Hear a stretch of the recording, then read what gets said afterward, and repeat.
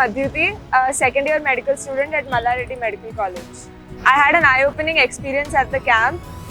It helped me understand the workings of the hospital and the staff and how all of them work very efficiently in saving lives.